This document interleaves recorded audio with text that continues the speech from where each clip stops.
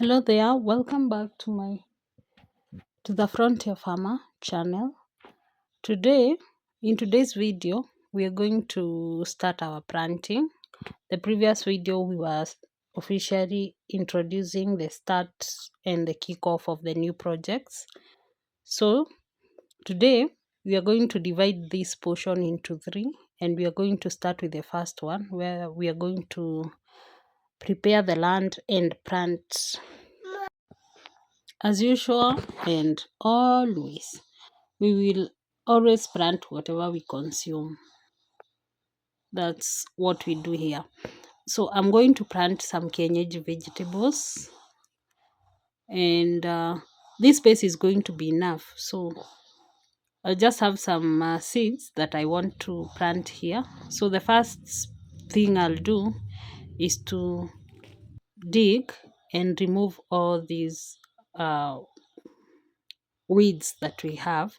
And when I was doing this, I came across some mangoes. These are peas that I just drew here from my kitchen waste, and then I just found this mango that is sprouting, and this is an avocado. I want to transfer them to a better place that I can water. This is another mango, and it seems like my farm has a lot of mangoes. All the mangoes that we've been consuming, I've been throwing the seeds in the kitchen garden. So that is still how these potatoes resulted, as well as the peas. So most of the times when we consume something, I tend to throw them in the farm. So these are the kunde seeds. They're the ones that I'm going to plant. I got them from somewhere, a store, and it looks like they have some weevils, but that doesn't mean that they're not going to grow. So let's do this. When I'm planting in my kitchen garden, I feel like I should not use holes because they use a lot of space. So I prefer using furrows, some small lines or mitaros, so that I minimize the space, because it's just a small kitchen garden. It's not a very big piece of land. So as much as I do spacing, which is very important for growth, because whatever you're planting should not compete for space when they are growing. So for me to get quality crops, I have to space well, and when I'm spacing, that is why I prefer using the furrows, because I can be able to space when I'm planting.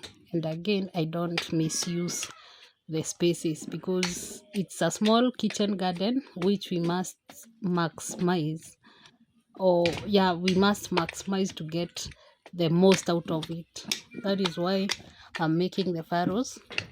I feel like this is the best method that I use, but depending on what you see best for you, you just use what you see best, because you might be having a large piece of land and you find that the holes are going to work for you. So you just work with what works for you when it comes to planting. Another thing, when you're planting, make sure that I've been talking about selection of plant materials. Make sure that your plant materials, or whatever you want to plant, whether it's the seeds, the cuttings, any type of planting material that you're going to use, make sure that it's quality, so that you can also get quality produce. So don't be like me. By the way, this project is a trial and error, because I just got these kundes from the store, and you have seen that it has weevils. So I'm just trying to see whether they can grow. I'm not 100% sure, but for the next project and the next one, I usually use quality seeds. So when you look at our next video, which is going to be the planting of managos, you will see that I will have quality managos, because I'm going to get the quality seeds from the company, from a certified company. So that one I'm usually 100% sure that it works. And this is something that, the reason why I usually insist on this, it's because there's a time I had a project on coriander for commercial, There's a video on that. So when I was planting those corianders, I went for the cheapest coriander seeds that I got from a certain farmer. Later, I came to notice that they were not well dried, so they didn't produce. In fact, I didn't harvest anything. So since then, I have been telling people that when you're planting, for you to get quality products, you need to you need to get quality seeds. Get certified seeds if you can, or make sure you have your own planting materials. That is also another thing. You can come up with your own planting materials and use them to plant, like the way I usually do. Sometimes you see me, yes, there's a video I did on spaghetti seeds, the way I preserved them, and I have them in store. So those ones I am quite sure that they are going to grow.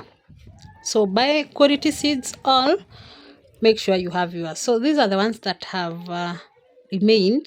Seems like there are still many. I don't want to get them back to the store.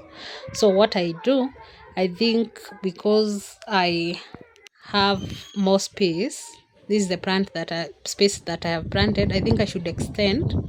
I remove those scales and I expand it up to the corner, so that at least I plant all of them and get to do something else now. So we are going to clean this, remove all these weeds, and then we do the digging and plant. That's the next move. Let's let's talk about the routine